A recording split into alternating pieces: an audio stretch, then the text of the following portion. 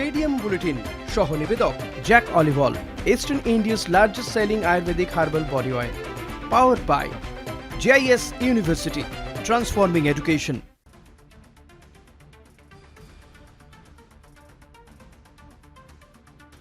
শুরু করছি আজকের stadium bulletin, co presented by Jack olive oil and co powered by JIS university transforming education. আপনাদের সঙ্গে রয়েছে আমি ভাস্বতী। আর এই মুহূর্তে IPL এর সিজন তো চলছে, তবে শেষ চারে অর্থাৎ 4 নম্বরে কোন দল গিয়ে দাঁড়াবে এবং কোন দল প্লে অফের দৌড়ে 4 নম্বরে থাকছে তা নিয়ে কিন্তু ইতিমধ্যেই জল্পনা এবং হাড্ডাহাড্ডি লড়াই চলছে। কারণ আপনারা জানেন যে এই মুহূর্তে KKR-এর যে প্লে অফের অঙ্ক সেটা কিন্তু যথেষ্ট কঠিন হয়ে গিয়েছে বা বদলে গেছে বলা যেতে পারে। কারণ ইডেন গার্ডেন্সে আগামীকাল ম্যাচ রয়েছে মুম্বাই ইন্ডিয়ান্সের বিরুদ্ধে, নামতে চলেছে KKR এবং পরবর্তী ম্যাচ রয়েছে ইডেন গার্ডেন্সে অর্থাৎ হোম গ্রাউন্ডে দিল্লি ক্যাপিটালসের বিরুদ্ধে। অর্থাৎ এই দুটো ম্যাচে জয় তো পেতেই হবে KKR-কে, পাশাপাশি বড় ব্যবধানে জিততে হবে, তাহলেই কিন্তু প্লে অফে টিকে থাকতে পারবে KKR। আর এই জায়গা থেকে যে প্রশ্নটা উঠছে, কারণ আমরা দেখেছিলাম যে KKR-এর শুরুটা কিন্তু এই মরশুমে খুব একটা ভালো হয়নি, তবে পরবর্তী ম্যাচগুলো দিয়ে KKR অনেকটা কামব্যাক করেছে। তবে আগামীকালের ম্যাচে কি হতে চলেছে?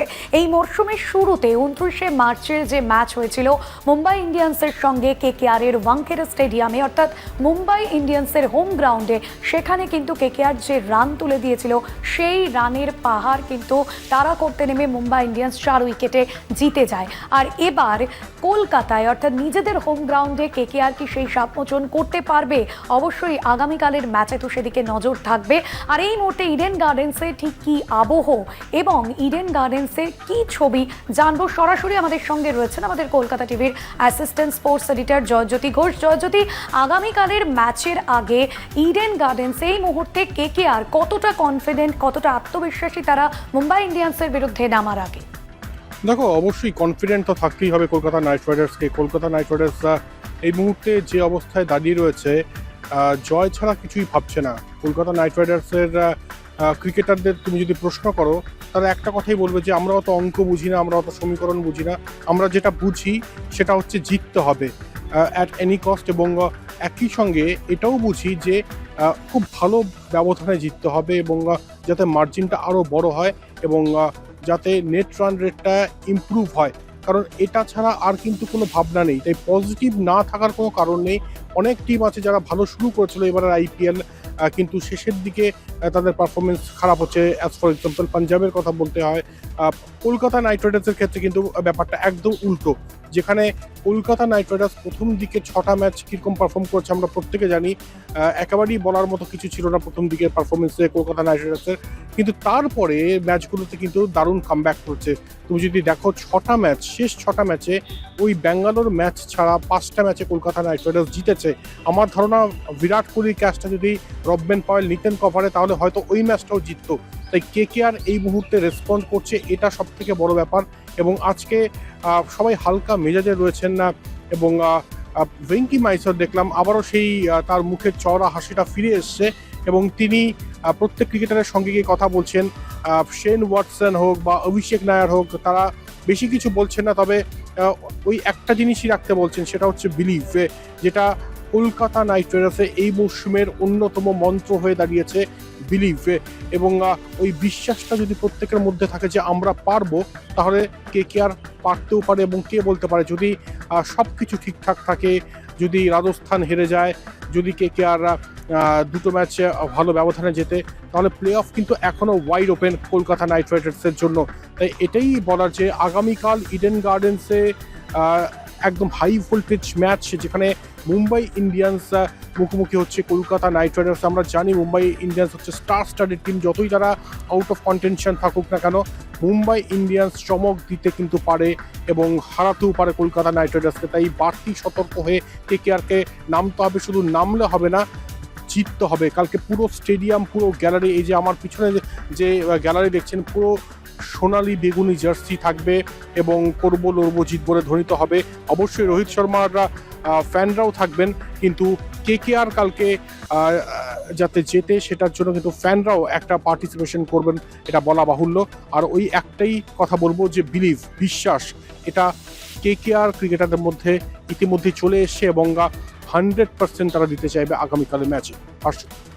একদমই আগামীকালের ম্যাচ যেরকম ইম্পর্টেন্ট হতে চলেছে, পাশাপাশি যাদের দিকে নজর থাকছে বরুণ চক্রবর্তী। ইডেন গার্ডেন্সের ম্যাচ মানেই মিস্ট্রি স্পিনার বরুণ চক্রবর্তীর দিকে বিশেষভাবে নজর থাকবে।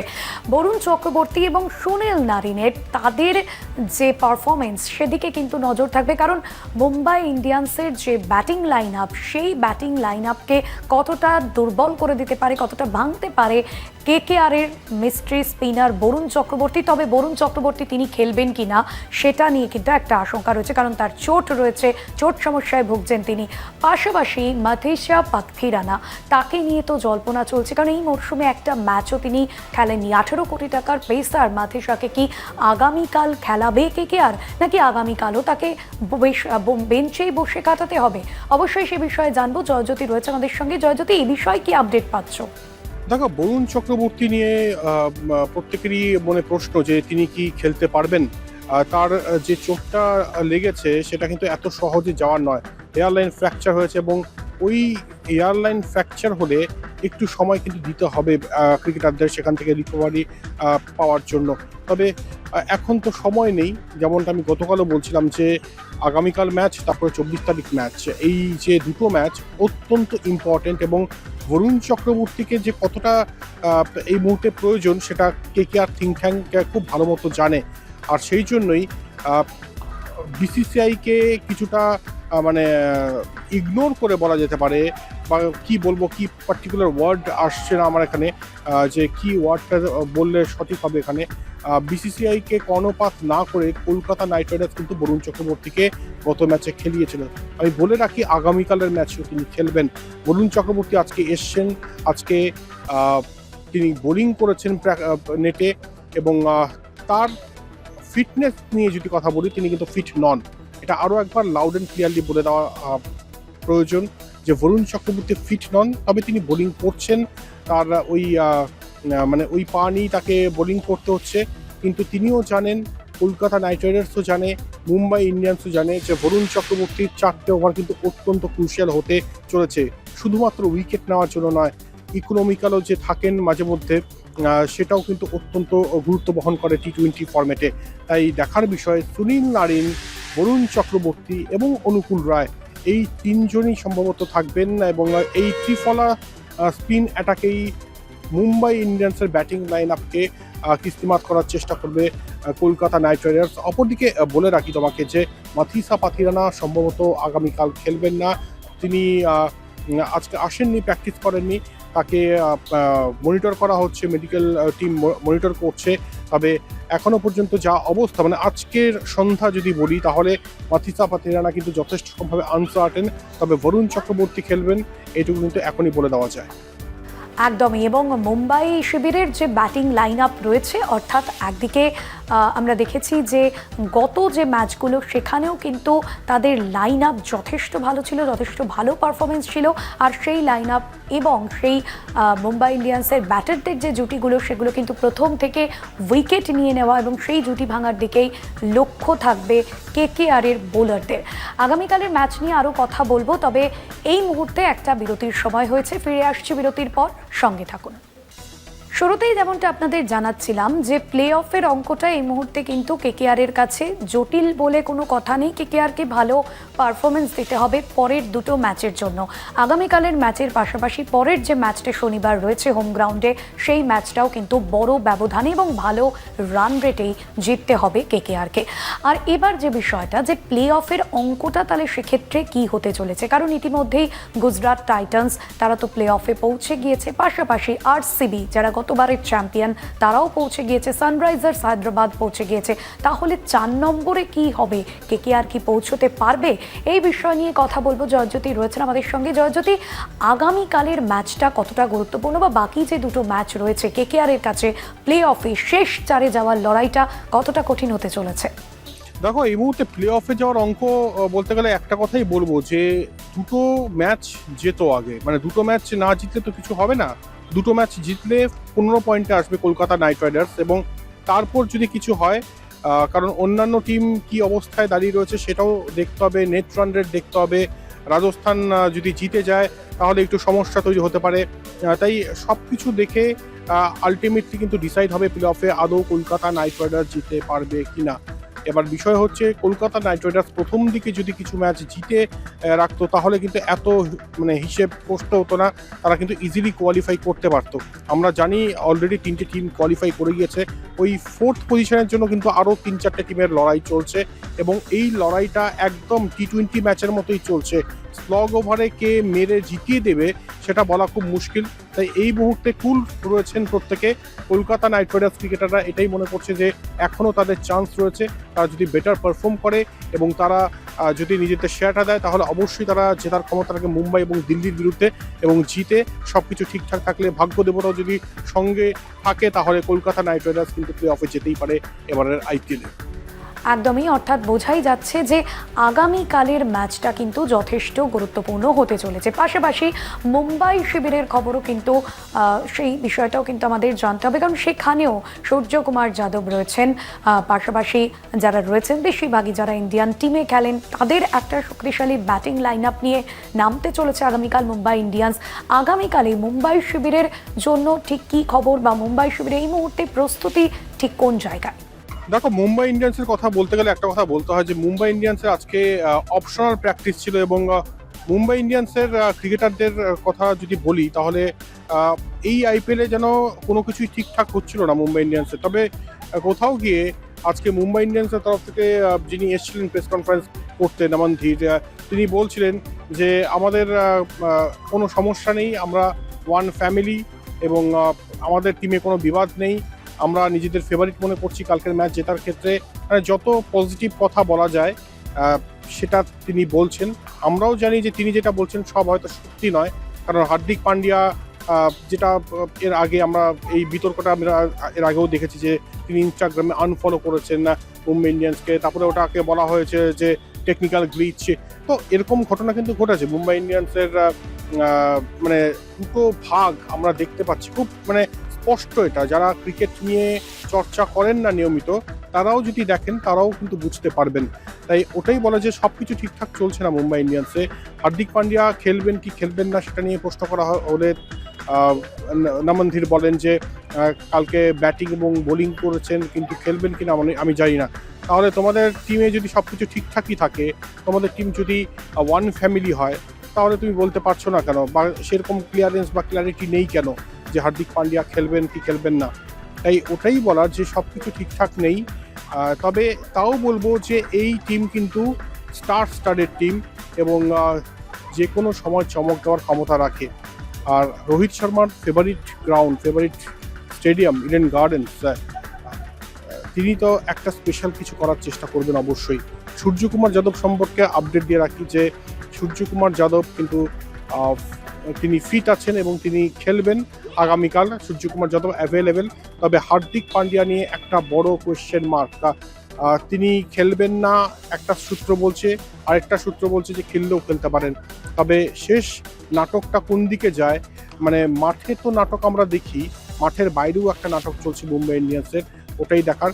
যতই প্রেস কনফারেন্সে এসে বলুক যে আমরা ওয়ান ফ্যামিলি, কিন্তু ফ্যামিলির মধ্যে যে আরও একটা ফ্যামিলি হয়ে যাচ্ছে এবং দুটো ফ্যামিলির যে ভাগ আমরা দেখতে পাচ্ছি সেটা কিন্তু একদম স্পষ্ট। তাই মুম্বাই ইন্ডিয়ান্সের এখন নতুন করে হারানোর কিছু নেই, তারা অলরেডি আউট হয়ে গিয়েছে, কিন্তু তারা চাইবে যে যাওয়ার আগে একটা ইমপ্রেশন ক্রিয়েট করি, এবং সেই জন্যই কিন্তু কলকাতা নাইট রাইডার্সকে সতর্ক থাকতে হবে আগামীকাল। একদমই, ম্যাচ সংক্রান্ত আরও অন্যান্য আপডেটও তোমার থেকে নেব। তবে এই মুহূর্তে আরও একটা বিরতির সময় হয়েছে, কোথাও যাবে না, ফিরছি বিরতির পর। আগামীকালের আইপিএল নিয়ে আমরা কথা বলছি, তবে এবার একটু আসি ক্রিকেটের খবরে।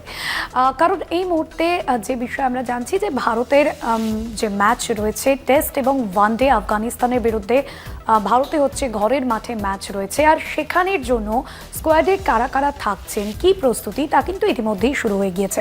অলরাউন্ডার হার্দিক পান্ডিয়া, তাকে নিয়ে যেরকম চর্চা চলছে, পাশাপাশি রোহিত শর্মা তিনি খেলবেন কিনা সেটা নিয়েও কিন্তু একটা চর্চা চলছে। কারণ আমরা দেখেছি যে এবারে আইপিএলের 2026-এর সিজনে রোহিত শর্মা তিনি আরসিবির বিরুদ্ধে রান করতে গিয়ে কিন্তু হ্যামস্ট্রিংয়ে চোট পেয়েছেন, অর্থাৎ এই মুহূর্তে তিনি চোট সমস্যায় ভুগছেন।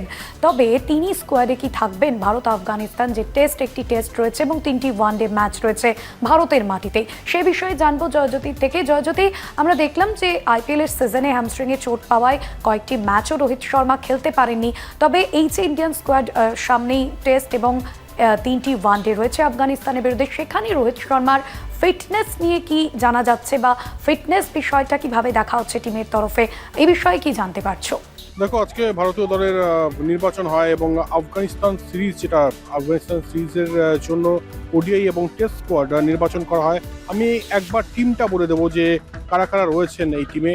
আফগানিস্তানের বিরুদ্ধে ODI স্কোয়াডে রোকো জুটি কাম ব্যাক করেছেন, রোহিত শর্মা, বিরাট কোহলি তো রয়েছেন, শুভমান গিল ক্যাপ্টেন, শ্রেয়াস আইয়ার, KL রাহুল, ঈশান কিষান ODI স্কোয়াডে যোগ দিয়েছেন। বড় খবর অবশ্যই, ঈশান কিষান দুর্দান্ত পারফর্ম করেছেন এই T20 ওয়ার্ল্ড কাপে। তার পুরস্কার স্বরূপ তাকে কিন্তু নেওয়া হয়েছে ODI স্কোয়াডে। এবং একই সঙ্গে হার্দিক পান্ডিয়া কাম ব্যাক করেছেন ODI স্কোয়াডে। নীতিশ কুমার রেড্ডি, ওয়াশিংটন সুন্দর, কুলদীপ যাদব, হর্ষদীপ সিং, প্রসিদ্ধ কৃষ্ণা, প্রিন্স যাদব। এই IPL এ যথেষ্ট ভালো পারফরমেন্স প্রিন্স যাদবের এবং বিরাট কোহলিকে ক্লিন বোল্ড করেছেন। তার পুরস্কার স্বরূপ তিনি ODI-তে ডাক পেয়েছেন। এবং একই সঙ্গে গুরনুর ব্রার রয়েছেন, হর্ষদীপ রয়েছেন। এটা হচ্ছে ODI স্কোয়াড। এবং টেস্ট স্কোয়াডের দিকে চোখ রাখবো অবশ্যই আফগানিস্তানের বিরুদ্ধে। টেস্ট স্কোয়াড সেটা হচ্ছে Shubman Gill captain, Yashasvi Jaiswal, KL Rahul, Sai Sudharsan, Rishabh Pant wicket keeper, দেবদত্ত পাডিক্কাল, নীতিশ কুমার রেড্ডি, ওয়াশিংটন সুন্দর, কুলদীপ যাদব, মোহাম্মদ সিরাজ, প্রসিদ্ধ কৃষ্ণা, মানব সুতার, গুরনুর ব্রার, হর্ষ দুবে, ধ্রুব জুরেল্লা। এখানে বলে রাখি যে একটা বিষয়, সেটা হচ্ছে যে জসপ্রীত বুমরাকে বিশ্রাম দেওয়া হয়েছে ODI এবং টেস্ট থেকে, কিন্তু তারপরও মোহাম্মদ শামিকে নেওয়া হয়নি। অর্থাৎ এটা কি ক্লিয়ার কাট বার্তা যে শামি তোমার কেরিয়ার, মানে তুমি ইন্টারন্যাশনাল কেরিয়ার দেখো না, ভারতীয় দলের হয়ে খেলার স্বপ্ন আর দেখো না। কারণ আজকে গৌতম গম্ভীর তো ছিলেন, অজিত আগারকারের নির্বাচক কমিটি ছিল গুয়াহাটিতে, এবং একই সঙ্গে দেবজিৎ সাইকিয়া BCCI সেক্রেটারি, তাদের যে সম্মিলিত এই টিম, সেখানে কিন্তু পরিষ্কার বোঝা যাচ্ছে যে মোহাম্মদ শামিকে নিয়ে তারা এই মুহূর্তে অ্যাটলিস্ট ভাবছেন না। এবং একই সঙ্গে এটাও পরিষ্কার যে এখন আগামী সামনের দিকে তারা ভাবতে চান। এবং একটা রিমার্কেবল বিষয় এটাও যে ঈশান কিষান কাম ব্যাক করেছেন। এবং গতকাল আমরা বলতে শুনেছি হরভজন সিংকে যে ঈশান কিষান যা পারফরমেন্স দিচ্ছে, তিনি ফিউচার ক্যাপ্টেনও যদি হন তাহলেও অবাক হওয়ার কিছুই থাকবে না। তাই ওটাই বলার যে ঈশান কিষান আশাতে তিনি কিন্তু আরও উদ্দীপ্ত হবেন এবং আরও বেটার পারফর্ম করবেন। আর দেখা যাক এই স্কোয়াড, এখন বিশেষ করে ODI স্কোয়াডের কথা বলবো, তারা কীভাবে পারফর্ম করে। কারণ প্রত্যেকটা ODI ম্যাচ কিন্তু এখন 2027 বিশ্বকাপের জন্য ড্রেস রিহার্সাল। অষ্টটি একদমই জয়জ্যোতি, যে ইন্ডিয়ান স্কোয়াডে কারা কারা থাকতে চলেছে সেটা অবশ্যই পরবর্তীতে জানা যাবে। তবে যে বিষয়টা দর্শকদের জন্য বলবো, যে জর্জ টেলিগ্রাফ স্পোর্টস ক্লাবের কোচ আনুষ্ঠানিকভাবে আজকে হলেন ব্যারেটো। এবং এই হোসে রেমিরেজ ব্যারেটো, যিনি ময়দানের কাছে শুধু একটি নাম না, মোহনবাগান ক্লাবের কাছেও কিন্তু একটা, যাকে নিয়ে মানুষের মধ্যে এবং ফুটবল প্রেমীদের মধ্যে একটা আলাদা রকম উন্মাদনা রয়েছে। কারণ মোহনবাগানের হয়ে তিনি প্রচুর গোল করেছেন এবং তার নানান রেকর্ড রয়েছে ভারতের ফুটবল ইতিহাসে। সে জায়গায় দাঁড়িয়ে ব্যারেটোর হাত ধরে জর্জ টেলিগ্রাফ স্পোর্টস ক্লাব আগামী দিনে অনেকটা উচ্চতায় পৌঁছবে, এমনটাই কিন্তু আমরা আশা করতে পারি। অনেক ধন্যবাদ জানাবো জয়জ্যোতি আমাদের সঙ্গে থাকবার জন্য। আজকে এখানেই শেষ করতে হচ্ছে স্টেডিয়াম বুলেটিন। আর অবশ্যই আগামীকালের ম্যাচের দিকে আমাদের নজর থাকবে। দেখতে থাকুন কলকাতা টিভি, রাত দিন 7 দিন।